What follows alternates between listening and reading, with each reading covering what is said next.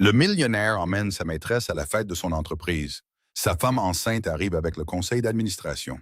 Le décor est planté pour l'histoire jamais racontée d'une relation mêlant luxe et mensonge. L'air de la grande salle de bal était lourd, chargé de parfums coûteux et d'ambition. Une tension crépitait, faite de règles tacites. Au centre de cet univers scintillant se trouvait Damien Valor. Un homme qui ne se contentait pas de briser les règles, il les réécrivait. Ce soir, il paradait avec sa dernière conquête à son bras, une jeune et éblouissante stagiaire nommée Chloé Vance. C'était un monument public à sa propre audace. Il croyait que sa femme enceinte, le docteur Anya Sterling, était sagement à la maison, un chapitre oublié de son ascension. Mais Anya était sur le point de lui rappeler, ainsi qu'à tout le monde, que les esprits les plus vifs sont souvent les plus sous-estimés. Elle n'est pas venue pour pleurer.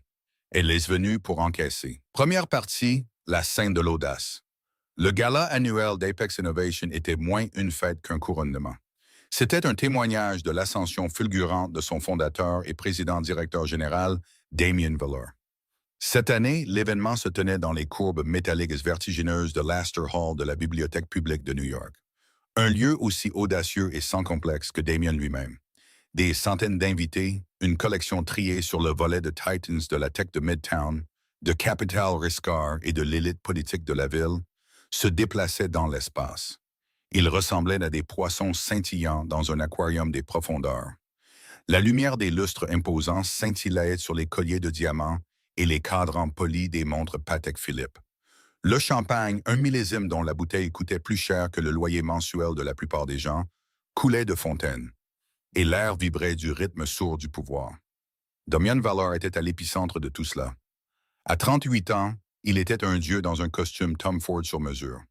Son charme était son âme la plus affûtée, un sourire désarmant qui pouvait précéder aussi bien un accord de plusieurs millions de dollars qu'un licenciement brutal. C'était un homme qui avait tout. Une fortune à 9 chiffres, un immense manoir dans les Hamptons avec une vue s'étendant jusqu'à l'océan et un portefeuille de récompenses qui le dépeignait comme un visionnaire. Il avait aussi une femme, le docteur Anya Sterling, une femme dont la brillante discrétion était l'antithèse de son charisme explosif. Anya n'était pas présente. L'histoire officielle, murmurée parmi les vice-présidents et leurs conjoints impeccablement vêtus, était que sa grossesse difficile, qui en était à son 8e mois, exigeait un repos absolu au lit. C'était une raison plausible et même sympathique. Il l'imaginait dans son palais, sereine et solidaire, une déesse du foyer nourrissant l'héritier Valor. Cette image était une fiction que Damien avait soigneusement cultivée. La vérité, c'est qu'Anya n'avait pas été invitée. Leur mariage, autrefois un partenariat d'intellect et d'ambition, s'était transformé en une guerre froide. Une guerre menée dans les pièces silencieuses et caverneuses de leur maison commune. Damien voyait sa grossesse non pas comme une joie, mais comme une encre. Son corps, autrefois source de désir, était devenu un réceptacle. Et son esprit vif, qu'il avait autrefois admiré, lui semblait maintenant une menace. Il avait commencé à la traiter comme une belle poupée ancienne. À placer sur une étagère, admirée de loin, mais jamais utilisée. Il avait commencé à croire qu'elle était fragile, cassante. Il avait oublié qu'elle était forgée dans l'acier. Anya, docteur en économie comportementale diplômée de Stanford, avait depuis longtemps troqué le monde trépidant de la recherche universitaire et du conseil pour une vie plus tranquille. Un choix qu'elle avait fait pour soutenir le rêve de Damien. Elle voyait des schémas dans le comportement humain que les autres manquaient. Les signaux subtils dans une négociation, le battement de paupières qui trahissait un mensonge. Pendant des années, elle avait été l'arme secrète de Damien, sa stratège invisible. Mais à mesure qu'Apex Innovation grandissait, l'ego de Damien avait grandi avec, éclipsant son besoin de ses conseils. Il ne la voyait plus comme une partenaire, mais comme un accessoire, et dernièrement, un accessoire encombrant. La distance entre eux était devenue un gouffre, et dans ce gouffre était tombée Chloé Vance. Chloé avait 23 ans.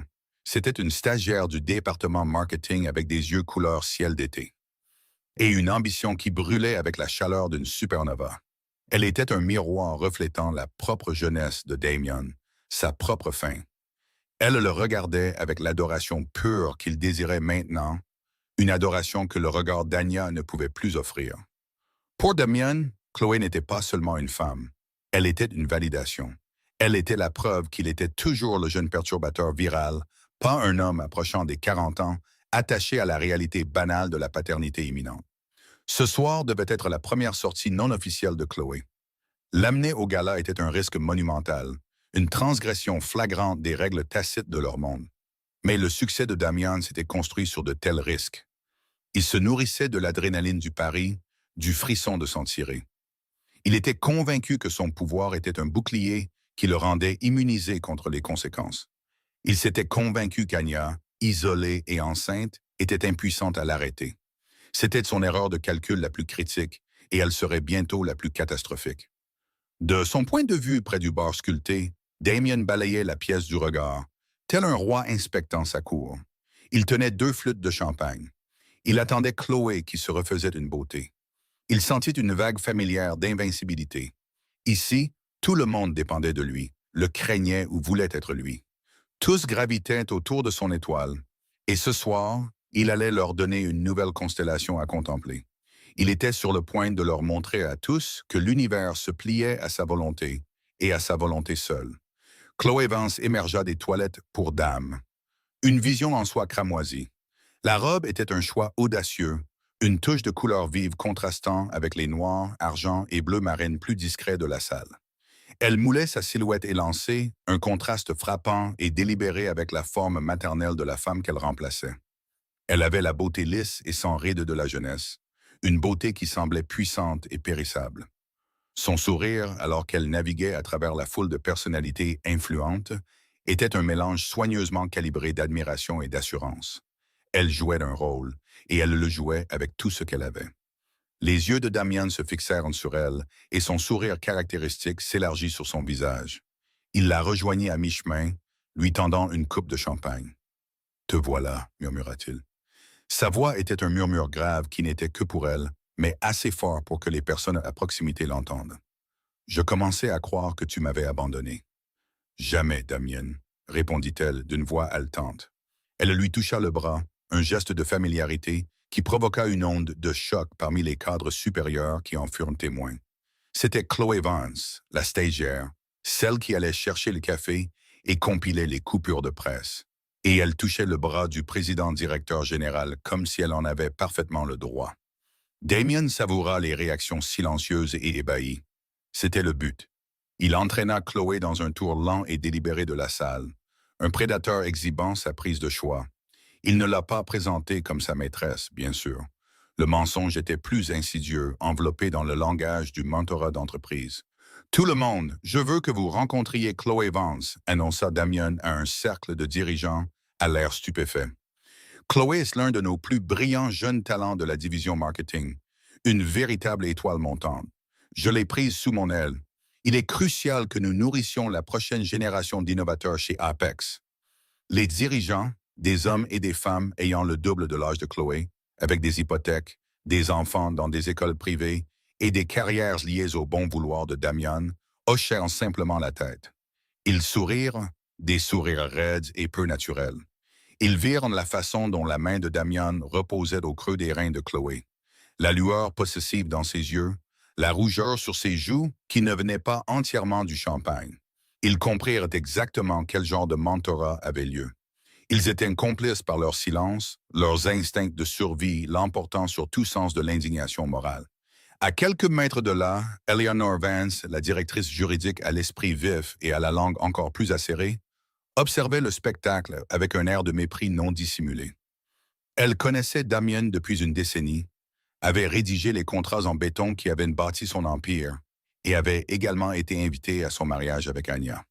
Elle considérait Anya comme une amie, ou du moins aussi proche d'une amie que sa nature réservée le permettait. Elle croisa le regard de Michael Chen, le directeur financier, un homme qui avait l'air perpétuellement inquiet, et à juste titre. L'expression de Michael était un mélange d'horreur et de calcul frénétique. Un scandale public de cette ampleur pourrait effrayer les investisseurs et faire chuter le cours de leurs actions de plusieurs points. « Il a perdu la tête », marmonna Eleanor pour elle-même, en prenant une grande gorgée de son gin martini. « C'est plus que de l'imprudence », chuchota Michael. « C'est un suicide d'entreprise. À quoi pense-t-il ?»« Il ne pense pas », le corrigea Eleanor. Il ressent, et en ce moment, il se sent intouchable. Damien, inconscient ou peut-être simplement indifférent à leur désapprobation, continua sa parade. Il présenta Chloé à une puissante conseillère municipale et un blogueur tech avec des millions d'abonnés et à un capital risqueur de Singapour en visite. À chaque présentation, il devenait plus audacieux, ses compliments pour Chloé plus effusifs, sa proximité physique avec elle plus intime. Il était grisé par l'audace pure de tout cela. Il écrivait une nouvelle histoire en temps réel, une histoire dans laquelle il était le maître de son propre destin, libéré des conventions ou de la femme qu'il avait laissée derrière lui dans son manoir stérile et silencieux. Chloé, de son côté, était emportée par le tourbillon. C'était un monde dont elle n'avait fait que rêver. Des hommes dont elle n'avait lu les noms que dans Forbes lui serraient la main, écoutant ses opinions, ou du moins faisant semblant. Elle se tenait à côté du soleil et sa chaleur était enivrante. S'il y avait un prix à payer pour ce moment, elle ne pouvait pas le voir.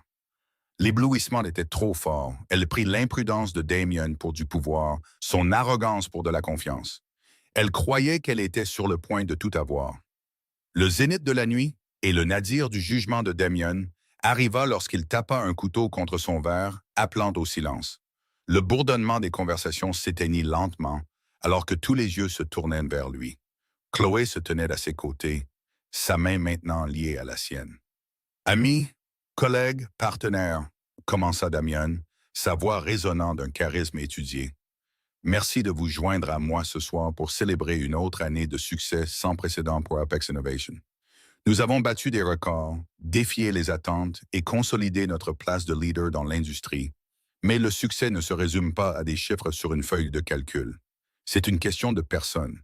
Il s'agit de favoriser le talent et de croire au potentiel. » Son regard se posa sur Chloé, un sourire affectueux, presque paternel, sur les lèvres qui ne trompent pas absolument personne. Il s'agit de trouver ces individus rares qui ont le feu, la volonté, la vision pour changer le monde. Il s'agit d'essayer de leur donner la plateforme pour briller. Il leva son verre. Alors, je veux porter un toast non seulement à nos réalisations passées, mais à l'avenir, aux nouvelles idées, aux gestes audacieux et aux brillantes étoiles de demain. Il serra la main de Chloé. À l'avenir. À l'avenir, la foule répéta en écho, un cœur confus d'admiration, d'envie et de dégoût. Le toast était un hommage à peine voilé à sa propre infidélité, un sacre public de sa maîtresse. C'était l'acte d'orgueil ultime, une déclaration de guerre à son mariage, prononcée devant tout son monde professionnel. Il prit d'une gorgée triomphante de son champagne, le goût de la victoire sur la langue. C'est à ce moment précis de suprême autosatisfaction que les grandes portes doubles à l'entrée de la salle, qui étaient fermées depuis le début des festivités, s'ouvrirent silencieusement. Le changement dans l'atmosphère de la pièce fut instantané et absolu. Il ne commença pas par un son, mais par une inspiration collective, un changement de pression subtil, mais palpable. Le murmure de la fête ne s'est pas seulement calmé. Il a disparu, aspiré dans un vide de silence soudain et massif. Toutes les têtes dans la salle de bal, des jeunes associés près de la porte à Damien Valor lui-même sur la scène improvisée, se tournèrent à l'unisson. Encadrés dans la grande embrasure de la porte, se découpant sur la lumière ambiante, se tenaient d'une silhouette. Il fallut un moment pour que les yeux de la foule s'habituent pour traiter cette vision impossible. C'était le docteur Anya Sterling. Elle n'était pas la femme frêle et alitée du récit commode de Damien. Elle était un portrait de calme majestueux. Elle portait une robe sur mesure en velours vert émeraude, une couleur qui parlait de richesse et d'autorité. Le tissu était savamment coupé pour s'adapter à sa grossesse de 8 mois, enveloppant son ventre non pas comme un signe de vulnérabilité, mais comme un signe de puissance maternelle et royale. Ses cheveux sombres étaient tirés en un chignon élégant, révélant les lignes pures et intelligentes de son visage. Son expression était sereine, ses yeux calmes et clairs alors qu'il balayait de l'assemblée stupéfaite. Elle n'avait pas l'air d'une épouse bafouée. Elle avait l'air d'une reine venue tenir sa cour. Le choc de sa seule présence aurait suffi à briser la façade dorée de la nuit. Mais Anya n'était pas seule. À sa droite se tenait Marcus Alva, le président du conseil d'administration d'Apex Innovation. Un homme redoutable dans sa soixantaine, avec une crinière de cheveux argentés et un regard qui pouvait faire échouer une offre de rachat hostile à 50 pas. Marcus était l'incarnation de la vieille fortune et de la gravité d'entreprise. On le voyait rarement aux réceptions de l'entreprise, préférant la quiétude du conseil d'administration. Sa présence ici, maintenant, était une anomalie aux proportions sismiques. Il se tenait à côté d'Anya avec une immobilité protectrice, sa main planant près de son coude, non pas comme un cavalier, mais comme une sentinelle. À sa gauche se tenait le reste du conseil d'administration. Il y avait Eleanor Vance, l'ancienne présidente directrice générale d'un concurrent technologique que Damien avait courtisé avec acharnement pour qu'elle rejoigne son conseil. Il y avait le général Holmes, un général 4 étoiles à la retraite dont l'expertise en logistique était légendaire. Et il y avait Kenji Tanaka, le chef stoïque d'une société d'investissement japonaise qui détenait une participation importante dans Apex. Ils ne souriaient pas, ils n'étaient pas habillés pour une fête, ils étaient habillés pour un règlement de compte. Leur visage était un masque uniforme de sérieux sombre et inattaquable. L'image était dévastatrice dans ses implications. Ce n'était pas une épouse qui gâchait une fête, c'était une manœuvre stratégique, exécutée avec une précision glaçante. C'était une attaque de flanc. Damien se figea sur la scène, sa main tenant toujours celle de Chloé. La couleur quitta son visage, remplacé par une pâleur mortelle. Son sourire triomphant s'était effondré en un rictus béant d'incrédulité. En un instant silencieux, son monde entier avait basculé sur son axe. Le pouvoir, le contrôle, l'illusion d'invincibilité. Tout s'évapora sous le regard calme et constant de sa femme enceinte. Il regarda Danya à Marcus Alva et une peur froide et primaire, une émotion qu'il n'avait pas ressentie depuis des années, commença à serpenter le long de sa colonne vertébrale. Chloé, la soi-disant star de l'avenir, sembla rétrécir. Le rouge vibrant de sa robe paraissait maintenant criard, bon marché. L'adoration dans ses yeux fut remplacée par une confusion croissante et effrayée. Elle n'était plus le centre de l'attention. Elle était un dommage collatéral dans une guerre dont elle ne soupçonnait même pas l'existence. Sa main glissa de celle de Damien, moite de sueur. Le silence s'étira, épais et lourd. Le seul son était la faible musique d'ambiance du hall, un contraste saisissant avec le calme funèbre à l'intérieur de la salle de bal. Puis Anya fit un unique pas délibéré en avant. Le léger clic de son talon sur le sol poli résonna comme un coup de marteau. Elle se mit à marcher, non pas avec la démarche dandinante de la fin de grossesse, mais avec la grâce mesurée et sans hâte de quelqu'un en contrôle absolu. Marcus Alva et le conseil d'administration se déplacèrent avec elle, une phalange de pouvoir se frayant un chemin à travers la mer d'invités pétrifiés. Ils s'écartèrent devant elle comme la mer Rouge devant Moïse. Les vice-présidents, la conseillère municipale, le blogueur tech, tous se recroquevillèrent, détournant le regard, soudain désespérés de ne pas être associés à l'homme sur la scène. Anya ne les regarda pas. Son regard était fixé comme un laser sur une seule et unique personne. Son mari. Elle n'était pas là pour affronter la maîtresse. La maîtresse était un symptôme, une note de base de page. Anya était là pour la source de la maladie. Alors qu'elle s'approchait de la scène, le récit de la soirée fut violemment réécrit. L'histoire n'était plus celle de l'audace de Damien, c'était celle de l'arrivée d'Anya. Et tout le monde dans la salle savait, avec une certitude qui les glaça jusqu'aux os, que ce n'était pas une fin. C'était le début de la chute. Deuxième partie. La trahison du sang et le secret de la fortune.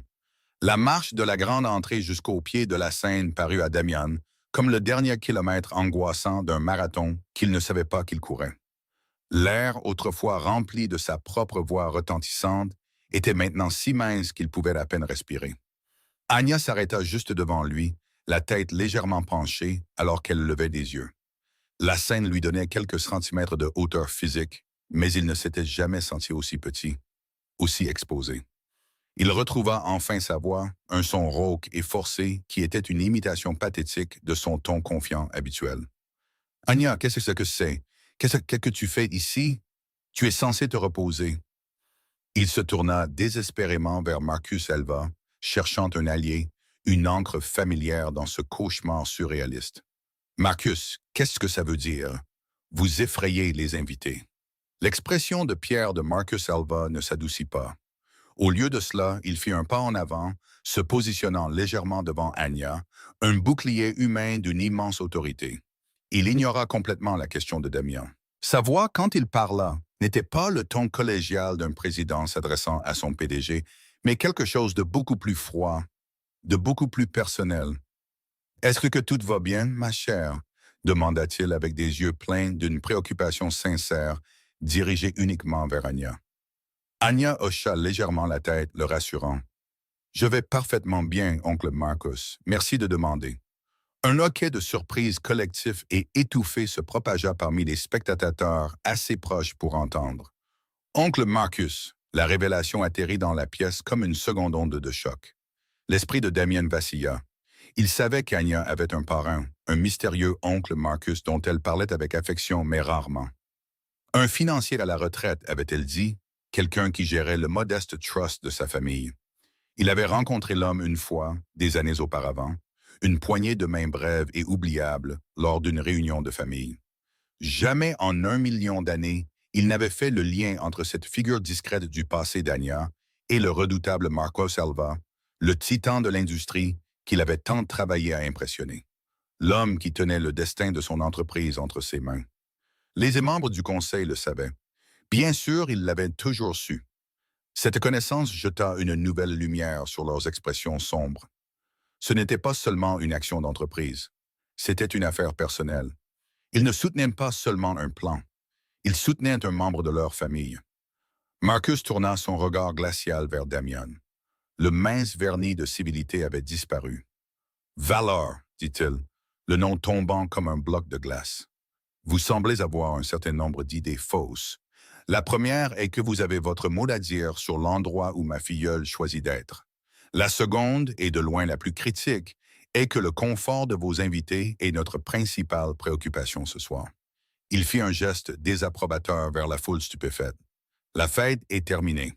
Au nom du conseil d'administration d'Apex Innovation, je demande à tout le personnel non essentiel de quitter les lieux immédiatement. Merci pour vos services, vos voitures vous attendent. Il y eut un moment d'étonnement et d'hésitation, puis un exode frénétique et précipité. Personne n'eut besoin qu'on le lui dise 2 fois. C'était une débandade au ralenti, une course désespérée vers les sorties. Le cliquetis des verres tombés et le bruissement des tissus coûteux remplirent l'air alors que l'élite de la ville fuyait de la scène de l'exécution d'entreprise. Ils ne voulaient pas faire partie des éclats qui allaient voler. Et en 3 minutes, la salle de bal caverneuse était presque vide. Il ne restait que Damien et Chloé, piégés sur la scène, et le tribunal silencieux et imposant qui se tenait devant eux. Anya, sa main reposant maintenant de manière possessive sur son ventre gonflé, et l'ensemble du conseil d'administration d'Apex Innovation. Les décorations scintillantes et les verres de champagne à moitié vides semblaient soudain pathétiques. Les restes d'une fête qui avait connu une mort violente. La peur de Damien était rapidement remplacée par une rage défensive et brûlante. L'audace d'être pris en embuscade comme ça, humilié dans son propre temple du succès.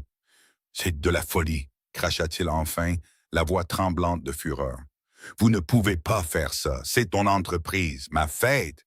Il se tourna vers Anya, son visage déformé par un masque de rage auto-justificatrice. « Et toi, tu orchestres ça, ce cirque, après tout ce que je t'ai donné. Je t'ai dit de rester à la maison. » Le calme d'Anya était sans faille. Elle le regarda non pas avec la douleur d'une femme trahie, mais avec la pitié distante d'un médecin observant un patient en proie à un délire terminal. « Vous semblez confus, Damien, » dit Anya, sa voix calme et égale, mais avec un tranchant d'acier pur et sans alliage. « Vous ne m'avez rien donné. Nous étions censés être des partenaires. Et vous vous trompez sur ce qu'est la maison. Ma maison est là où résident les intérêts de ma famille. » Elle caressa doucement son ventre. « Et ma maison est avec l'héritage que mon père a confié à oncle Marcus pour le protéger. Un héritage qui, il s'avère, inclut une participation fondatrice de 12% dans Apex Innovation, détenue dans une fiducie à mon nom. Un fait que vous n'avez jamais pris la peine de vérifier. » Damien la fixa, la bouche s'ouvrant et se fermant dans silence. 12%. Cela faisait d'elle la deuxième plus grande actionnaire individuelle après lui. Il avait toujours supposé que l'argent de sa famille était vieux, poussiéreux et sans importance. Il n'avait jamais imaginé qu'il était tissé dans la trame même de son propre succès. Il jeta enfin un regard effrayé sur Chloé, comme s'il la voyait pour la première fois. Elle n'était plus un symbole de son pouvoir, mais un témoignage vivant et respirant de sa stupidité monumentale. Anya suivit son regard, toisant Chloé d'un simple coup d'œil. Mon cher Damien, voilà donc ce pourquoi vous étiez prêt à tout risquer. Une enfant qui joue à se déguiser. Non seulement vous m'avez sous-estimé, mais vous avez sous-estimé l'intégralité de votre propre vie. Ces mots restèrent en suspens, vifs et précis, disséquant son arrogance avec une habileté chirurgicale. Chloé, de son côté, était prise entre deux forces écrasantes. Sa main glissa de celle de Damien, moite de sueur. Elle était un pion dans un jeu dont elle commençait à peine à saisir les règles. Elle ouvrit la bouche pour parler, puis la referma brusquement. Des larmes montèrent à ses yeux. Elle attrapa les côtés de sa robe cramoisie, se retourna et s'enfuit, ses talons claquant un rythme frénétique et désespéré sur le sol de marbre jusqu'à ce qu'elle disparaisse par une sortie latérale. Un fantôme fugace de la colossale erreur de calcul de Damien. Il ne la regarda même pas partir. Son attention était entièrement concentrée sur Anya.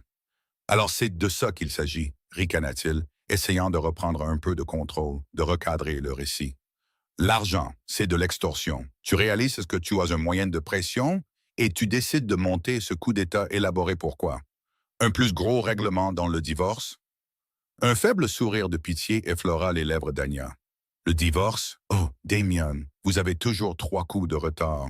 Un divorce est une négociation entre égaux. Vous et moi ne sommes plus des égaux. C'est alors que Marcus Alva parla de nouveau. Sa voix était un faible murmure d'autorité. Valor, je vous suggère d'arrêter de parler. Vous aggravez votre position déjà catastrophique. Il regarda Anya, une question silencieuse dans les yeux. Elle lui fit un signe de tête subtil. C'était l'heure. Vous voyez, Damien, continua Anya, son ton passant de la confrontation personnelle à quelque chose de plus froid, de plus clinique. Votre liaison, votre humiliation publique de ma personne, ce n'était que le catalyseur. C'était l'insulte qui m'a finalement décidé à examiner la blessure. Ça a fait mal, oui, mais ce qui m'a surtout insulté, c'est que vous pensiez que j'étais assez stupide pour ne pas le remarquer. Elle commença à marcher lentement devant la scène. Ses mouvements étaient délibérés, sa voix stable. J'ai commencé par les petites choses. Les cadeaux extravagants pour les clients qui n'apparaissaient sur aucune note de frais officielle. Le besoin soudain et inexplicable d'une société holding aux îles Caïmans. Vous m'avez toujours dit que je ne comprenais pas les complexités de vos affaires. Mais je comprends les schémas et je comprends le comportement. Et votre comportement, Damien, est devenu erratique, désespéré. Le visage de Damien se raidit. Cela allait au-delà de la trahison conjugale, vers un territoire bien plus dangereux. Je n'ai pas eu besoin d'engager un détective privé pour découvrir Chloé, dit Anya en agitant une main dédaigneuse. Une file comme ça laisse une trace numérique d'1 kilomètre de long. Non, j'ai réservé mes ressources pour quelque chose de plus important. J'ai engagé une équipe de comptables judiciaires, les meilleurs du secteur. Des hommes et des femmes qui peuvent trouver une seule virgule mal placée dans une montagne de données financières. Elle s'arrêta de marcher et le regarda directement. Ses yeux, qu'il avait autrefois trouvés si beaux, ressemblaient maintenant au canon d'un fusil. Ce que j'ai trouvé, Damien, ce n'était pas seulement de l'infidélité. C'était une grande symphonie de fraude. Le général Holmes, l'expert en logistique du Conseil, s'éclaircit la gorge. Valor, nous avons le rapport préliminaire. Il est détaillé. Eleanor Vance, la membre du Conseil au regard perçant, ajouta de son ton sec et direct. Projet Nightingale. Ce nom vous dit quelque chose? Damien se figea. Son sang se glaça. Le projet Nightingale était son secret, son fardeau, sa dernière chance. Une entreprise parallèle de biotechnologie désastreusement coûteuse et perpétuellement en échec, pour laquelle il détournait des millions d'Apex Innovation pour la maintenir à flot, convaincu que ce serait son véritable héritage. C'était un trou noir financier, et il le soutenait illégalement depuis 18 mois. Il pensait que ses traces étaient parfaitement couvertes. Je ne vois pas de quoi vous parlez, balbutia-t-il. Mais le mensonge était mince, transparent. La sueur qui perlait sur son front racontait la véritable histoire. Anya secoua lentement la tête. Plus de mensonges, Damien. C'est fini. Nous savons tout. Nous connaissons les sociétés écrans. Nous connaissons les factures falsifiées. Nous connaissons les pots de vin des fournisseurs. Nous savons que vous avez utilisé les actifs d'Apex pour garantir des prêts personnels pour une entreprise en faillite que vous avez illégalement dissimulé à votre propre conseil et à vos actionnaires. Elle marqua une pause, laissant le poids de l'accusation s'installer dans l'air mort de la pièce. Tu n'as pas amené ta maîtresse à la fête de l'entreprise pour célébrer ton succès, Damien. Tu l'as amenée ici ce soir parce que tu étais sur le point de t'enfuir. Le dernier virement pour le projet Nightingale était prévu pour demain matin. Tu allais vider les derniers capitaux accessibles, t'envoler pour un pays sans traité d'extradition et nous laisser le cratère fumant d'Apex Innovation à gérer. Sa voix tomba à un murmure, teinté d'un mépris plus dévastateur que n'importe quel cri. Tu ne célébrais pas un nouvel avenir, tu célébrais ta fuite. Mais tu n'as pas pu résister à une dernière fioriture arrogante, n'est-ce pas? Tu devais me le mettre sous le nez. Et ça, Damien, conclut-elle, ses yeux se fixant dans les siens, ce fut ton erreur fatale. Le nom Projet Nightingale flottait dans l'air, un nuage toxique invisible. Pour Damien, c'était le son de son propre glas. Le sang quitta son visage, laissant une teinte grisâtre et maladive sous les lumières crues de la salle de bal. Il regarda Anya non pas comme sa femme, mais comme un procureur qui venait de présenter des preuves irréfutables pour clore l'affaire. La toile complexe de mensonges qu'il avait mis des années à tisser venait d'être déchiquetée en un seul instant dévastateur. Comment? Le mot était un murmure étranglé, une bouffée d'air dans une réalité qui s'effondrait. Comment as-tu pu savoir? L'expression d'Anya resta d'un détachement glacial. Le regard d'une scientifique observant une réaction chimique prévisible. Vous semblez oublier, Damien, qu'avant d'être votre femme, j'étais une économiste spécialisée en modélisation comportementale. Je construis des modèles prédictifs basés sur des schémas d'irrationalité humaine. Et votre caractéristique déterminante, votre faille fatale, a toujours été votre ego monumental. J'ai simplement construit un modèle basé là-dessus. Elle fit un geste vers le visage impassible de Michael Chen, le directeur financier, qui était revenu dans la pièce et se tenait maintenant près du conseil, son visage un masque de résolution sombre. Michael et moi parlons depuis des semaines. La tête de Damien se tourna brusquement vers son directeur financier, un homme qu'il avait toujours considéré comme loyal, bien que timide.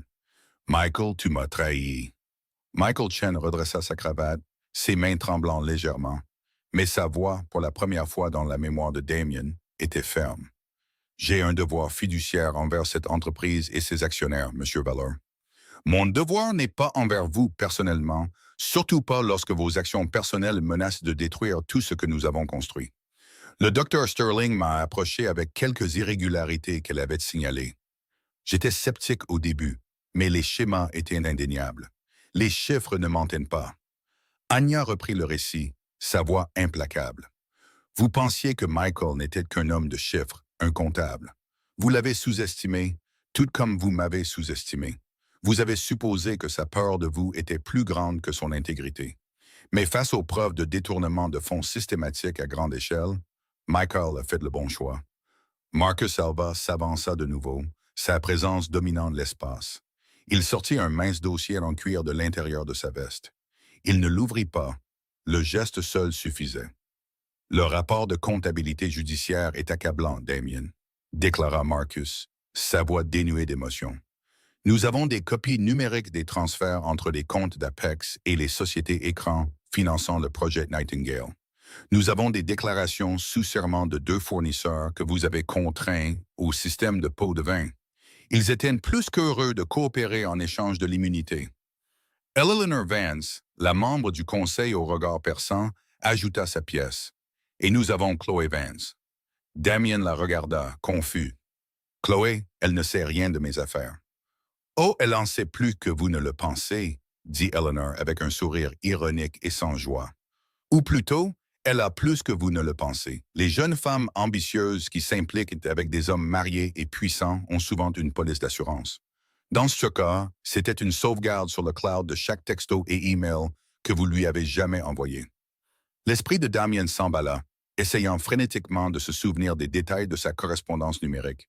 Les vantardises arrogantes, les mentions désinvoltes d'un projet secret révolutionnaire qui les rendrait royaux, les plaintes sur le conseil qui le freinait. Tout cela était circonstanciel. Ce n'est rien, fanfaronna-t-il, un animal acculé montrant les dents. Des bavardages sans importance, ça ne prouvait rien. La preuve définitive, Damian, le corrigea calmement Anya, est quelque chose que vous lui avez donné vous-même. Un petit cadeau. Vous vous souvenez? Il y a quelques semaines, vous lui avez offert un ordinateur portable neuf haut de gamme, un cadeau à votre protégé pour l'aider dans son travail. Ce que vous ne saviez pas, c'est ce que notre service informatique, sur instruction de M. Chen, vous avait déjà signalé comme un risque de sécurité interne. Chaque nouvel appareil connecté au réseau Apex, surtout un appareil remis à une stagiaire junior sans raison apparente, est soumis à un balayage de sécurité. Sur cet ordinateur portable, ajouta Michael Chen, sa voix gagnante en force, nous avons trouvé un disque partitionné caché.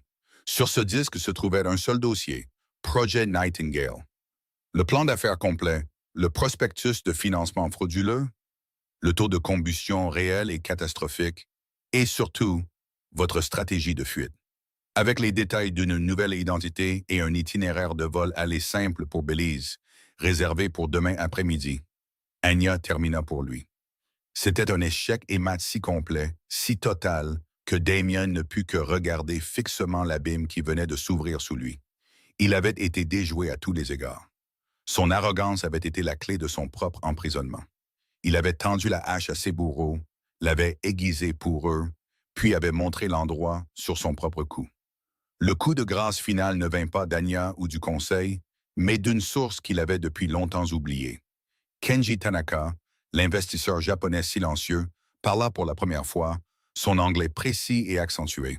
« Monsieur Valor, dit-il en s'inclinant légèrement, mais en gardant les yeux fixés sur Damien. Ma société a investi dans Apex Innovation en raison de la technologie, mais aussi en raison du leadership. On nous a fait croire que le leadership était un partenariat entre vous et votre femme, le Dr. Sterling. L'implication historique de sa famille était un signe de stabilité. Vos actions n'ont pas seulement été criminelles, elles ont été un profond déshonneur pour ce partenariat. Ma société et les investisseurs que je représente ont perdu toute confiance en votre capacité à diriger. » Il regarda Anya. Cependant, nous avons acquis un immense respect pour la diligence et l'intégrité du Dr. Sterling. Nous soutiendrons la décision du Conseil. Le front uni était absolu. Il n'y avait aucune fissure dans leur armure, aucune voix dissidente à laquelle ils pouvaient faire appel, aucun angle à jouer. Il avait été si concentré sur la bataille superficielle avec sa femme, si absorbé par le frisson de sa liaison, qu'il avait manqué la vraie guerre qui se déroulait dans l'ombre. Une guerre pour l'âme de son entreprise, une guerre qu'il avait déjà perdue.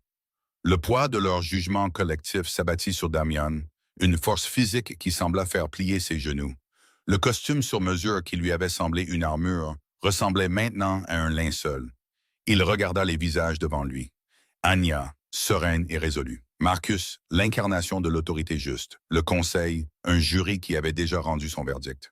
Dans leurs yeux, il ne vit aucune pitié, aucune marge de négociation.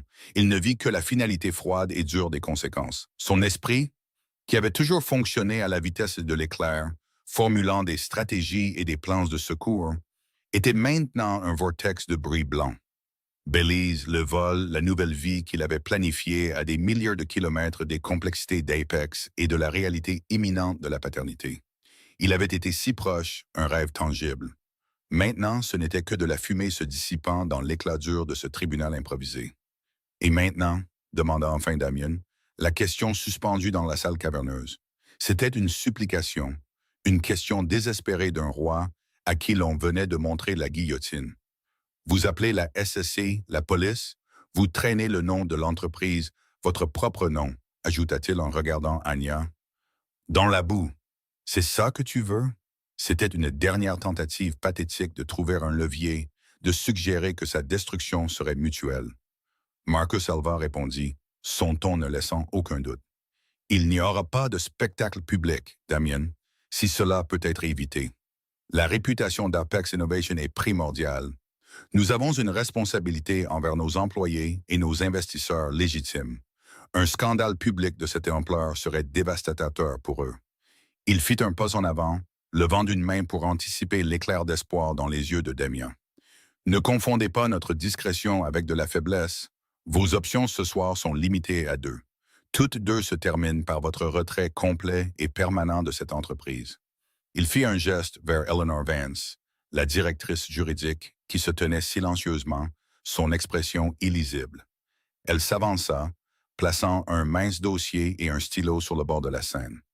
Option 1, continua Marcus, c'est la manière forte, je passe un appel téléphonique. Dans 10 minutes, des détectives de la division des crimes en col blanc entreront par cette porte. Vous serez arrêté. Vous serez jugé pour détournement de fonds, fraude sur les valeurs mobilières et une demi-douzaine d'autres crimes. Vous passerez probablement la prochaine décennie ou plus en prison fédérale. Apex publiera une déclaration, dénoncera vos actions et coopérera pleinement avec l'accusation. L'entreprise survivra, mais elle sera blessée. Votre nom sera synonyme de disgrâce. Damien grimaça. Le mot « prison » était un coup physique. Option 2, dit Marcus en baissant la voix, c'est la manière propre. Dans ce dossier se trouve votre démission complète et immédiate en tant que PDG et président du conseil d'administration. Il contient également un document transférant l'intégralité de votre participation dans Apex Innovation, 28%, à la fiducie contrôlée par Anya en restitution des fonds que vous avez détournés. Vous signez ce soir, maintenant. Mais, mes actions, s'étrangla Damien. C'est tout. Ça vaut des centaines de millions.